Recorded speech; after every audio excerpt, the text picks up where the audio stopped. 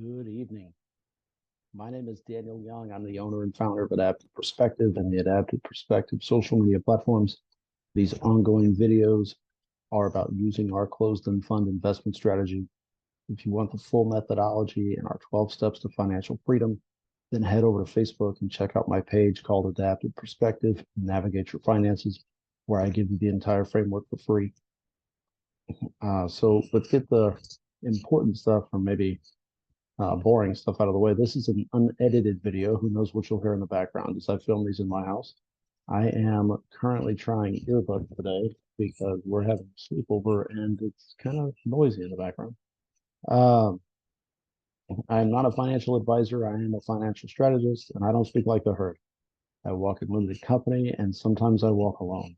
So last week's video ended up being shorter than I wanted because I filmed late after another screen pause, courtesy of the money grabbing Microsoft jerks. So I know I'm taking a risk making this one longer, but I want to cover quite a lot of material.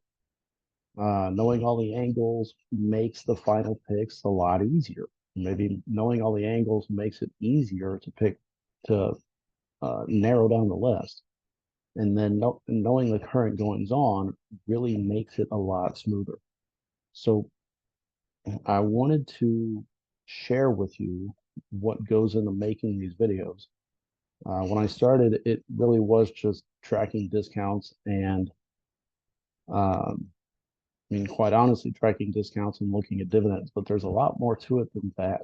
That's a key part of it, but it's not all of it. And as I wrote this list, I really didn't realize how much investigative work and learning occurs between videos, but it's just I like it. Um, and I really do like all the data. I like the synthesis. I like research. I really love digging into things and then sharing my opinion with people. So, why do I like closed-end funds so much? Discounts. I mean, who doesn't like a good discount? Who wants to pay full price or more than what something is worth? Discounts. You get dividends if you get a reward for owning a product. Now you get some of that with single stocks, but not all of them. And you don't get all of that. You don't. Not every closed-end fund pays a dividend, but you can pick what you want to invest in. And there are like the current average is 8.3, which means some pay nothing and some pay 18%. So you can collect funds that pay amazing dividends. And then you get opportunities across every sector. Depending on what you want to invest in, it's there. And it's like a mutual fund. It's a pre-built portfolio that's doing all the work for you. And what that does is it lowers your overall risk. And you get a much better payout than owning all of these single individual companies. So instead of paying money for Microsoft, Apple, and Nvidia, all of who pay shitty dividends, you can own it in a closed-end fund and get an 8% dividend.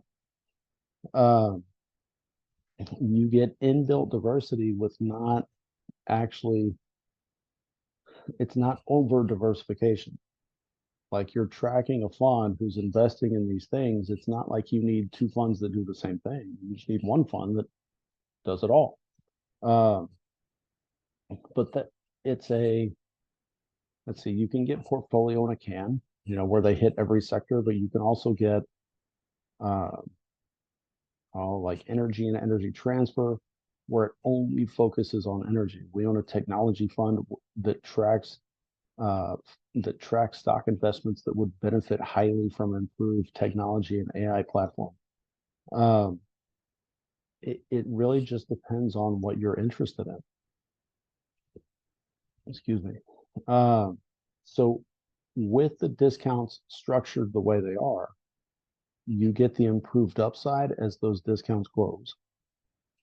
You can also employ varied strategy. You can buy and hold, kind of like set it and forget it. You can swing from one into another. So you can buy something, and if it does great, amazing, you can sell it and then swing that profit into something else. You can also kind of swing your losses. It's you're gaining dividends. You make a ton in dividends, but your company overall makes a loss. You sell it and then you swing that forward into the next, but you still collect a dividend the whole time.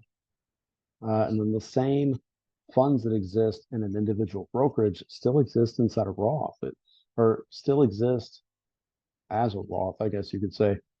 Uh, I mean, you have the individual accounts, like we have an individual brokerage. You can do an IRA stock investment. You can do a Roth. All three of those are conduits for closed-end funds. It's not like closed-end funds are limited to one part of the market or one type of investment vehicle. I've even heard of a Roth account that helps you invest in real estate, where you can leverage your Roth into whatever you want to buy. So kind of moving along, Kiyosaki, I like it. Kiyosaki says he's great at breaking down macro data.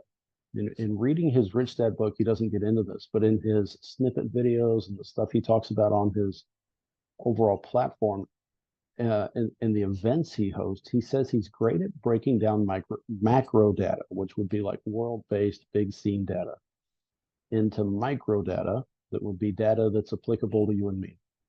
And that's somewhat true. I mean, I like his stuff. I like his take. But he doesn't always break that data down enough so that it fits into our microcosm.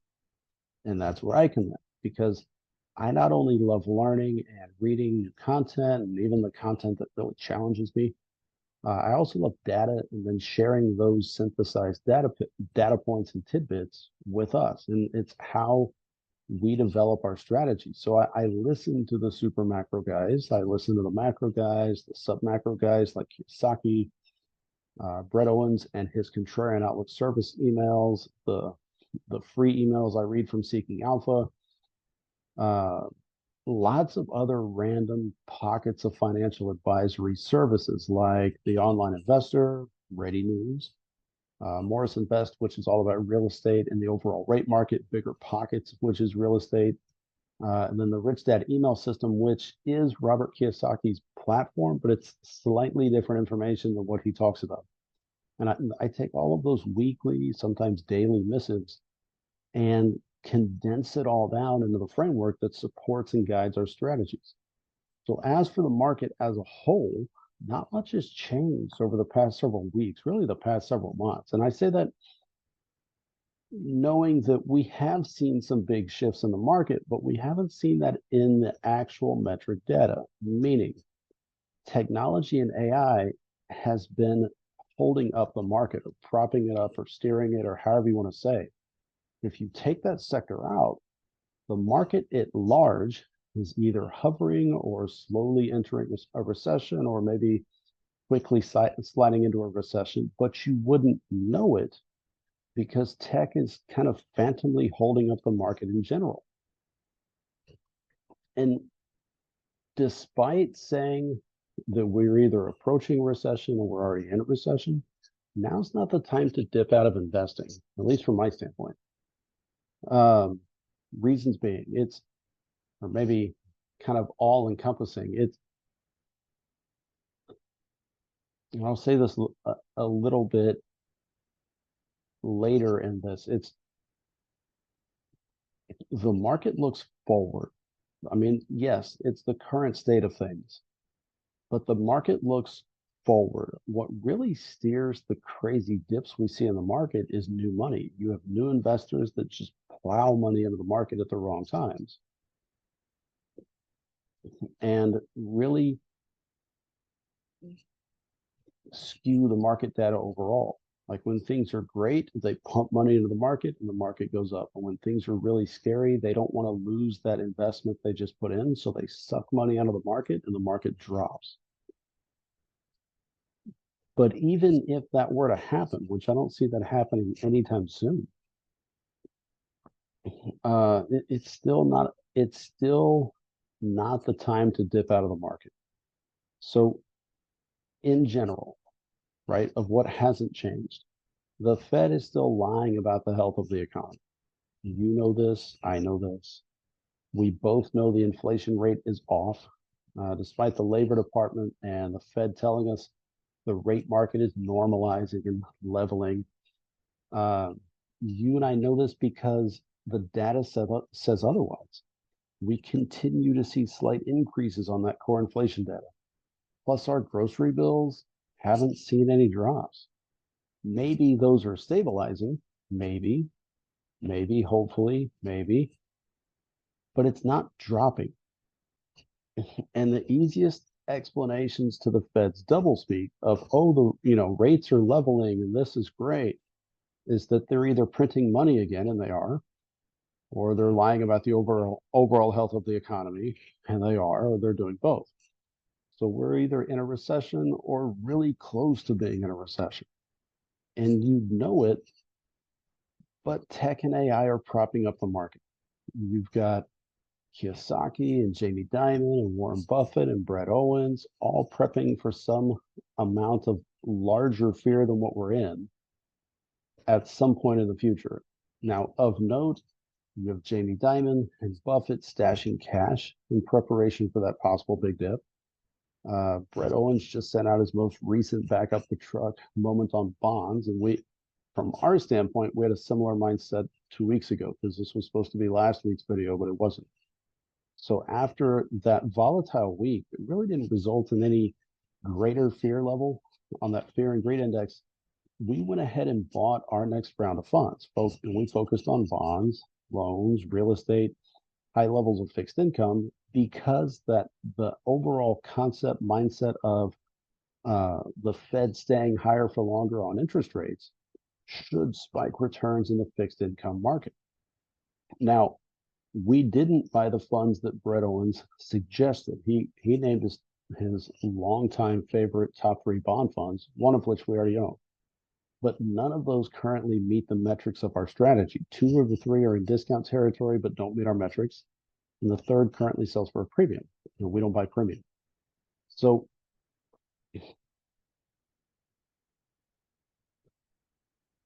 in the current market space, I mean, it's interesting to me to monitor the fear and greed index because of what I think the market should do is very rarely what the market does, because new money skews the market. I mean, it really does. New money skews the market. And people are operating almost in a continual state of fear. The metric, if you look at the individual graphs, I mean, you could go like 0 for neutral, -1 fear, -2 extreme fear. And the same, on the other side, 1 for greed, 2 for extreme greed. You still end up in the fear territory, although my needle would be further down between fear and extreme fear. Those graphs are interesting, but it's a good standard, but it's not a completely accurate gold standard every time. I think there's more fear than what's currently seen on the metric because technology and AI are bolstering the market. But I do hear more fear of the people that I talk with than what I hear, or I guess what I see online, because I really don't follow that talk show circle junkie group of guys or girls because they all say the same thing. So besides looking at discounts, which discounts and yields and prices, like all of that's important. Besides reading I have my favorite people I read, but I wanted to give you some things that I consider as I craft our strategy. Like it's not strategy that just kind of poops out of thin air. But I wanted to give you some things that I look at, which is more than the discounts and the yields and the prices. And if you've never watched my videos, it's going to seem like a lot. I mean, fair warning, super transparent. It's going to seem like a lot of stuff. But where I started of, keeping track of the basic stuff, the cost, the the discount, the dividend, etc. I mean, that's very easy to measure and put into a chart and allow Google Sheets to do its thing, which I'll show you. It's quite a bit more that goes into the research of this ongoing spreadsheet than where I started. So first, you've got to see the big picture. You've got to do the research and not trust your finance guy or gal to do everything for you. You can self-manage pretty easily. I mean, that's what we do. We have a finance guy at Morgan Stanley, and it's a very different investment strategy. He's investing, in overall price gains over the long term, and we like that idea, but we also want rewards for owning a company. And he's kind of like, if I can get a dividend, that's great. And we're going, but we want really 9% plus dividends on average. I mean, if it's 8, there's got to be a good reason for it, but we want 9% plus dividends. So if we get price gain, that's amazing. But regardless of the market, we want the dividend. So I mean, that's our problem long term, to figure out what to do. But you can self-manage your account pretty easily and develop the strategy for you. So don't let the current market space get you down. There's always a doom and gloom viewpoint, but you shouldn't ignore it. You should read it and understand it and consider it and think about how it could impact you in the short term and the long term. We're playing the long game. So everything looks shiny on the short end. I mean, but there's not really I mean, we would all love there to be kind of like that punch your lottery ticket and you just make gains. But from my experience, it doesn't work that way. So I am combining some advice here. So my uncle Art always said the same thing, and then Brett Owens added to it. So the market always looks forward, my uncle Art. And then Owens added that it looks forward like a stumbling toddler. And hearing the two of them and thinking about our experience in the market, I would say it this way. The market always looks forward like a stumbling toddler. It'll make progress towards that toy, but it's also going to stumble, fall flat, land on you, and cry at times along the way. And all I'm saying is we should buy the best deals in the now with the long-term game in mind, even when that long-term game includes possible doom and gloom and those ups and downs, or maybe you getting, landed on your knees or somewhere else. So how do we even start to sift through all the data points? Everybody's got different stuff they look for. How do we even start? Take Robert Kiyosaki's advice. Buy what the Fed can't print. So they cannot print oil, cannot print tech, which is an oil derivative. They cannot print real estate, and they cannot print bonds. I listen to Brett Owens, and I pay for his $99 a year annual Contrarian Income Report membership. And he talks about ETFs, stocks, bonds, closed-end funds. But since I only invest in closed-end funds, I just extrapolate his data points on everything else. And then I apply those to the closed-end fund world. If he mentions an interesting company, I stick it on the closed-end fund watch list. If he talks about how a company's not doing well, I find it on the watch list and take it off. I look at the CNN Fear and Greed Index, and if I'm going to buy, then I buy in fear and in extreme fear. Neutrality doesn't really help us in the long run. But if you're going to buy in neutral territory, then you want to demand a really steep discount. And as tempting as it is to hop on the bandwagon and buy in that greed territory where new money is just pumping up the value of everything, it's the same principle as neutral. You can do it. You just want to demand a really good discount. And basically, we're always looking to optimize our buys with steep discounts. But we're also not afraid to sit on money and wait for the fear opportunities because they're going to happen. Right. And we want more cash on hand during those fear and extreme fear moments so that we can buy more. And then on the extreme greed side, you can buy then. I mean, you can. You just want to demand a discount or you want to wait. Now, on the extreme greed side, generally the herd moves like new money All those talk show people, they move as a herd into a specific sector. Like right now, you could almost argue that there is extreme greed in the technology sector. So as all of that money bull rushes technology, the fear and greed index doesn't show this, but if it did, you would see technology spiking on price, more money coming to the party, all of that stuff. And then you're going to look to a different area of the market where the herd is not. And we're going to get there in a little bit. So you look at the overall cost of oil and then buy when oil's in the like 70, 75 range. Right now it's at 82 a barrel. It's gone up almost $10 since I initially wrote the script. So $10 in 2 weeks. Um, you can get oil through pipeline transfer companies that target oil and liquid natural gas. So, like American Tower and Crown Castle are toll bridge operators for cell services, and they do towers and broadcasting. Energy transfer companies do the same thing. They're toll bridges connecting supply and demand. You can look at the liquid natural gas or the LNG curve and then buy it through a closed-end fund. Same idea. Energy transfer is both oil and liquid natural gas. Uh, Liquid natural gas, it's all supply and demand based. But every time it hits the $2 floor, the community at large seems to rally and find a way to evaporate that $2 floor, and then the price goes back up.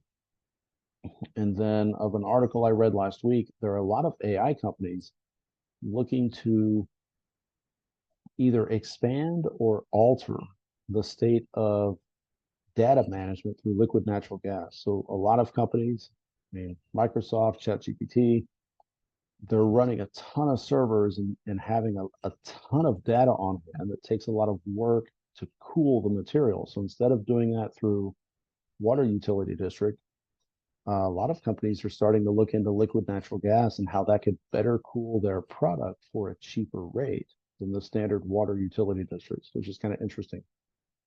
Uh, in general, energy is bullish with our strategic reserve at about half, but you still have to find the best discount. So with AI's push to electrify everything, energy and utilities are going to rise.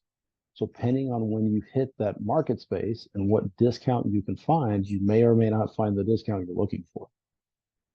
Junk bonds are great to these giant bond companies, but they're not great for me and you. True consumer goods like ketchup, mustard, and Oreos are way too chaotic for me. And despite Michael Foster with the contrarian outlook saying that stocks might actually go up because the labor market is stronger than what's being reported, I'm not quite ready to focus solely on stocks because the herd is in stocks and they're pumping that market space higher. So in that, you want to know the herd's location. So where's the herd? Technology. So you get in the big three of Apple and Microsoft and Nvidia. All three are gaining ground while the rest of the market is still hit and miss. Last week, Nvidia briefly eclipsed Microsoft as the most valuable company. Tech and AI are exploding, but a straight Nvidia investment might not be the best place to be. And I'll tell you straight up, it's not where we are. Back in February, Nvidia was trading at 32 times its revenue, not the sales, the revenue. And it's only gone up since then. So as Brett Owens put it, to give investors a 32-year payback, which is roughly just like 2% a year, they would have to pay out 100% of revenues as dividends for 32 years. And that assumes they can get it by the shareholders and also assumes zero cost, expenses, future R&D, and no taxes. Yeah, fat chance, right? So if it costs that much to get into NVIDIA and they pay a crappy dividend, and this tech boom is going to keep going. If you're going to enter that market space, one, you want to find a closed-end fund that already has it, pays an amazing dividend, and that has it at a stellar discount. Okay, or as tempting as it is, you pass because that's where the herd is. Now, can you invest in line with the herd? Yes, you can. but as tempting as it is, I have to pass. But I'll get into that. I'll show you more. So Nvidia is definitely that shining star, but the direct investment into it isn't going to help us, right? But we can pick it up in a closed-end fund.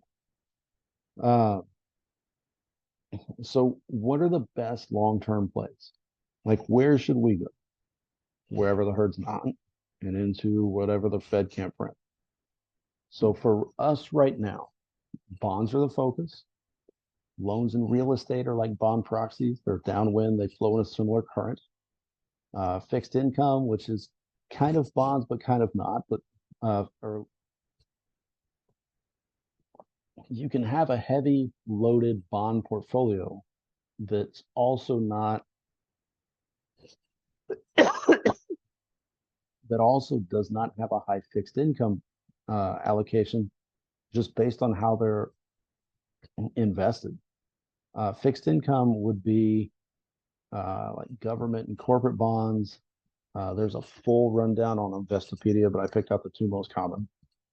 Uh, you can invest in oil. Oil is the backbone of everything, backbone of energy infrastructure, and tech. Like every single tech thing is made through oil. So cutting out oil, if society went no oil, then none of the oil alternative energies would function because there would be no oil to produce them. But technology as a whole would shut down. Um, let's see. So yeah, oil, so, energy infrastructure tech, that's surging. So unless we find it inside of a portfolio, we're not directly targeting oil, energy, or even utilities at the moment. Tech is bubbling, and the jury is out on how long it's going to bubble. And eventually it'll pop, but the question is when. Quite honestly, no one knows. Last article I read today said NVIDIA will continue to grow. The projection is that they'll be the largest data management AI company, I think, by 2030. But for sure, the company will continue to grow for the next 2 to 3 years. And as interesting as the art, I want to say it was a Ready News article, but as interesting as the article is, nobody knows. We're going to end up, it's not the space race, but we're going to end up in a data and tech race between Microsoft, Apple, NVIDIA, and anybody else that can keep up, all while the rest of society pushes to electrify and connect everything. So you end up with data management issues, you end up with a transfer of data issues. So instead of honestly, instead of investing into NVIDIA, invest into like American Tower and Crown Castle because so NVIDIA makes the chip that goes in your phone. Well, your phone has to connect to the internet and the network at large. And none of those cell phone carriers build towers anymore. They just rent them through Crown Castle and American Tower. And then American Tower and Crown Castle have to manage all the data. So that chip is just one small piece. Yeah, you've got AI and tech. I get all that. But the data, that's like it really is. That is the next gold mine for data. Um, so the long game strategy,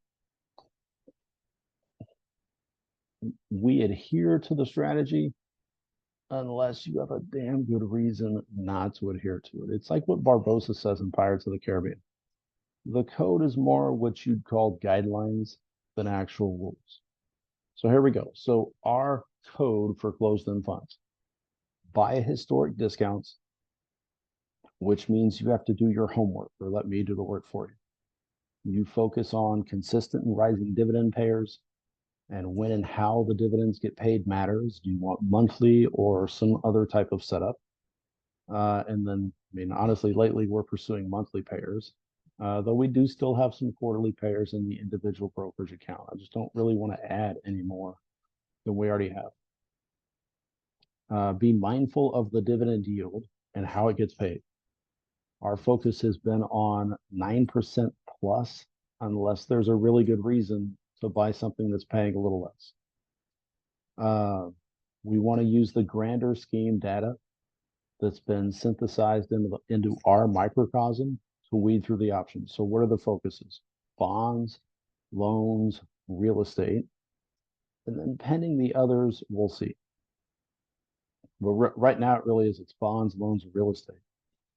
Um, let's see. So that, to know the grander scheme data and how it's synthesized means you have to know your focus and you have to be willing to move away from the herd. Or if you're going to join the herd, you have to be really aware of where the herd is and where you're not. And I mean, the herd jacks up prices in areas and then forgets about bonds. And then they'll go back to bonds and jack the price up there and then forget about other things.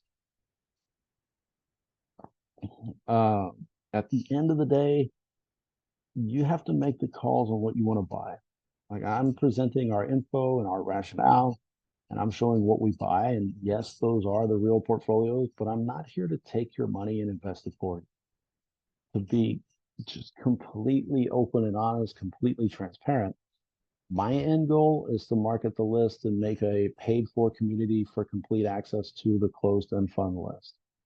Once I reach that point, I still plan to make the videos because they challenge me to rationally explain the process of picking funds. It goes back to the reality that if you cannot explain your strategy or your rationale, it's probably not a good idea to pursue, or you really need to improve your communication ability. So whether in a paid for community or now, my goals remain unchanged. I'm here to help you make your dreams a reality. And to do that, I talk about investing in general information or general financial strategy on YouTube. And I detail out our 12-step system on Facebook, and I walk you through the system in a completely free group. And regardless of platform, I want to help you form your strategy and build your confidence to invest or to self-invest towards your financial freedom goals. It's so much easier to do this than any wealth manager I've ever talked with. You just have to do some research and put in a little time. The problem is everybody's short on time. So if you're short on time, use my work towards your goals. I'm doing all of this stuff for us, and I want us to succeed. I have all this data, and all the closed-end fund data, and all the explanations, and all the rationales. So just add me to your list of trusted resources and factor my information into your strategies. Uh, it's a, I don't mean it to be selfish. I don't know how this is going to come out. I'm doing all of this stuff for me and my family. And at the same time, I want to help you. But if I'm doing all of this stuff for me and my family, if I'm doing all of this stuff for us, and I want us to succeed, then I'm going to put all of this research and time and effort into helping us succeed. And then I'm sharing it with you. I want you to succeed as well. Like I'm not just putting it out there trying to like willy-nilly show you some random crap. There's a lot of work that goes into this, and it's fun, but there's a lot of work that goes into this. Like I want us to succeed, so use the data for your benefit and let me help you succeed. So knowing all of that stuff, let's look at the bargains and see who's got the greatest discounts as we play the long game and use all those strategies, that information condensed, and use our strategies to guide us along. So let me switch my screen. This is the closed-end fund master. And the normal spiel. 3 asterisks is a buy alert based on discount. 2 asterisks is dollar cost average based on what we already own. 1 is tracking for any number of reasons. Purple is recommended by somebody I trust. Dark blue we own in the Roth. Green we track. Light blue we own in the individual brokerage. And I think that covers it. The list is completely updated once a month, and every purple, green, and blue is updated weekly. So I rank these by discount,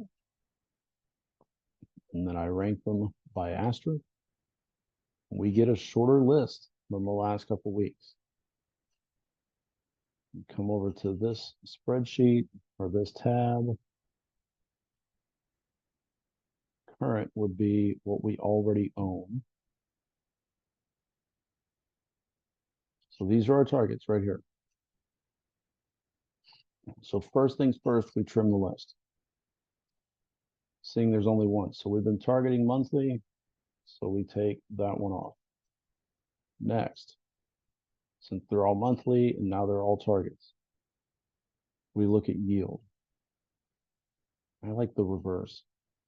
So our goal has been 9% or above, unless there's a good reason to consider something else. And this remains the largest discount. It's closed a little bit. Let's see, it was 53 last week, 52 the week before, 51. So about 3 weeks. So this remains the largest discount. And what this means, so if you put $1 in and you got $1 worth of value, that's break even. That's the 0 point, which I don't think will scale.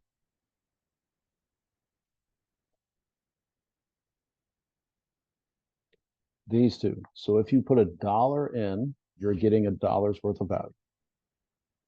If you're paying premium like this, you're paying $1.58 for every share instead of $1. And on the flip side, for every dollar invested, you're paying just 49 cents, 49 and a half, I guess, 48 and a half in this case. So, but you're paying 49 cents for every dollar invested. That's a crazy discount.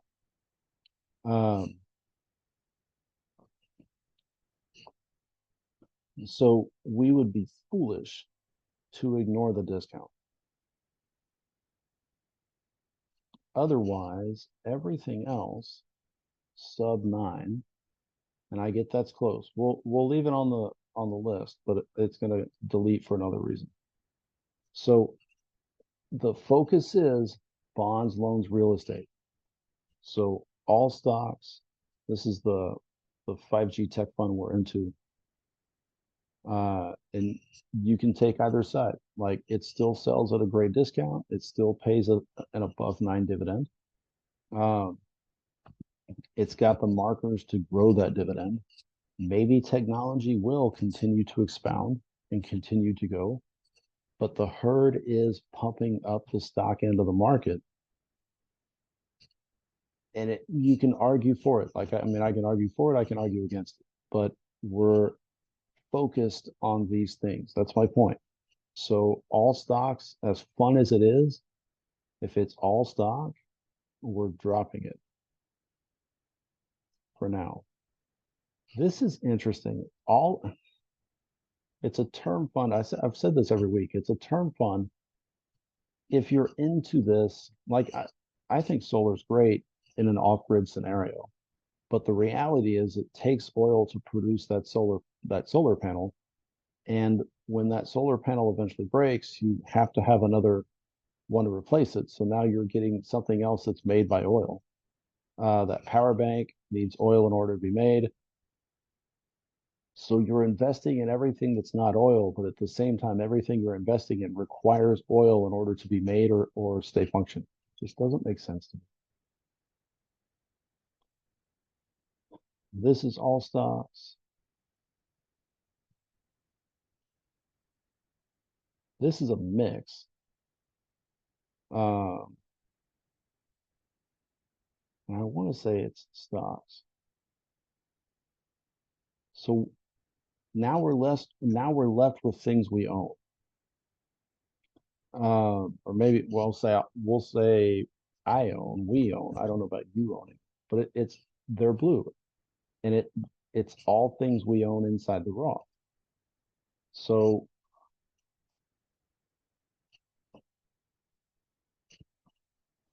this is what we already have. Now I could justify any of them. I mean, these are above the 9% metric. That's the greatest discount. I could support and argue for any of them, but the goal is to further trim the list. So when it comes down to it, this is bonds, and I mean, it's heavily weighted in corporate bond, but their overall fixed income ratio is not that high. This is bonds, and it's a mix of things. It ticks a lot of boxes. It's got bonds in general. It's got real estate, energy, utilities. That's a pretty good option.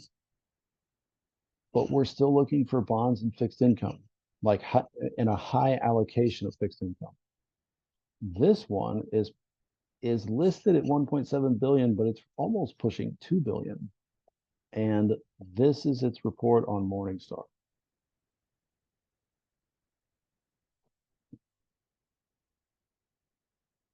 You can dig into Morningstar on your own. I mean, just Google search FSCO portfolio Morningstar and it'll pop up. It has a super high allocation of fixed income. This company, same idea, high corporate bond rate or high corporate bond level of investment, but a crazy high fixed income ratio, right? But even then, it's still pushing close to pretty much at 100% fixed income. And then you have this one, which is really everything real estate.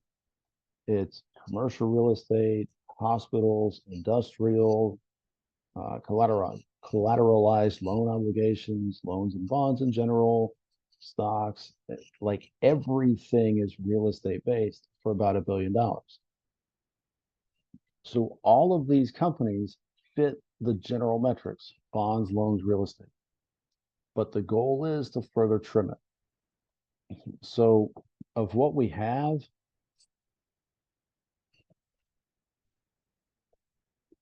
really only allows us to invest in one of these companies because I like to invest in sets of 50. I like the math. Um, but if this was your list, that's a pretty good list for this market. The herd is not in any of these. They're investing in stocks, they're investing in technology and AI, and this is bonds, loans, real estate. But for us, I would further trim the list because we want to prioritize bonds and fixed income because the rates higher for longer.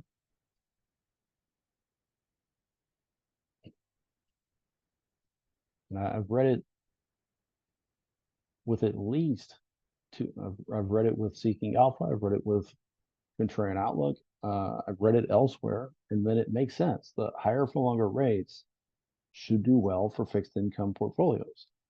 So if we can prioritize the portfolios that are heavy on fixed income and that have, I mean, it's going to be a bond-based portfolio, but if we can prioritize the bond portfolios that are heavy on fixed income, then that sets us up well for the long run, but also the short run. So in the short run, it's going to be up and down, right? But these companies will pay well. In the long run, it sets us up well as well. It sets us up well too. So if we could further trim these down, this is real estate with limited bond exposure. This has bonds, but not a high fixed income percentage. This has corporate bonds, a heavy percentage of it. Here, we'll even pull it up live. Maybe it'll work, maybe it won't.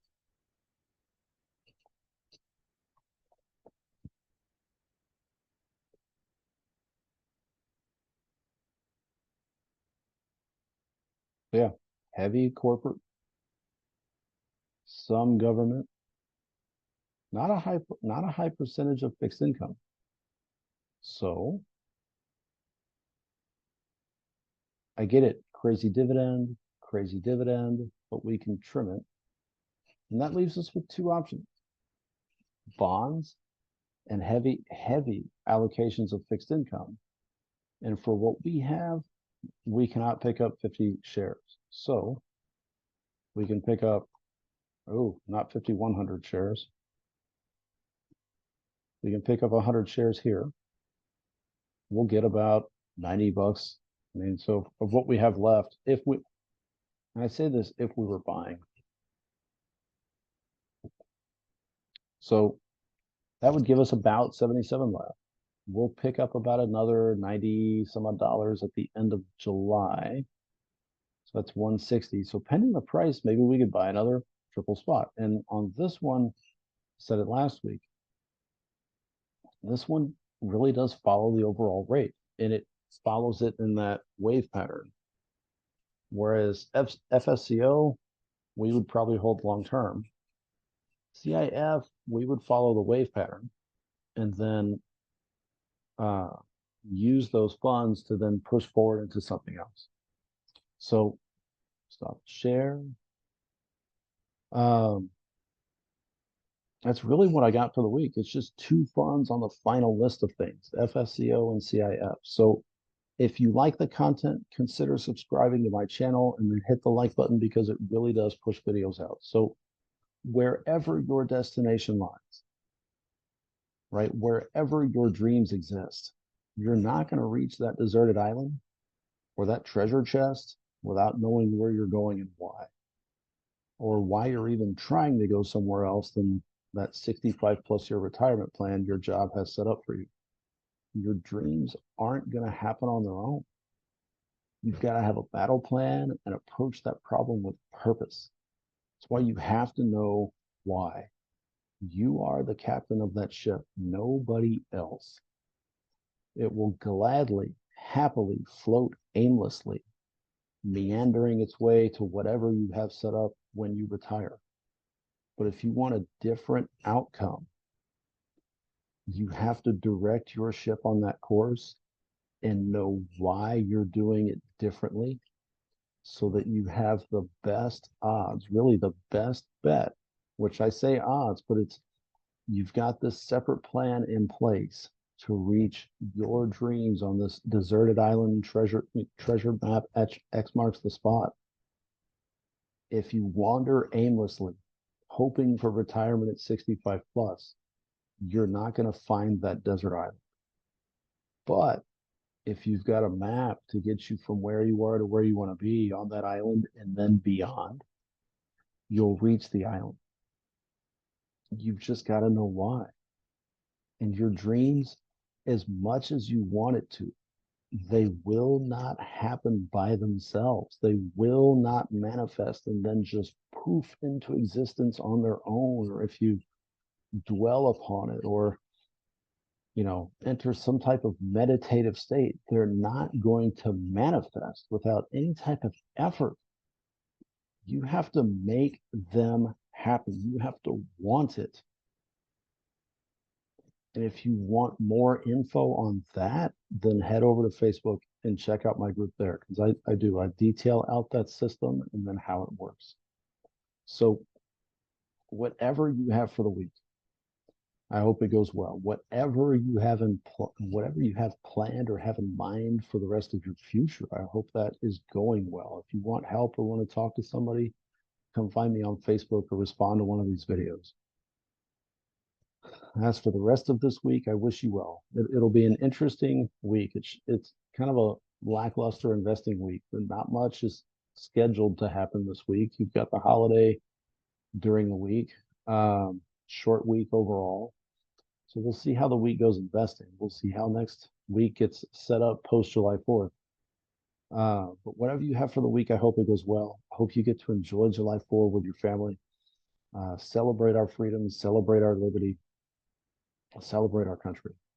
So I wish you a great week, and I will see y'all on another video. See y'all later, everybody. Bye-bye.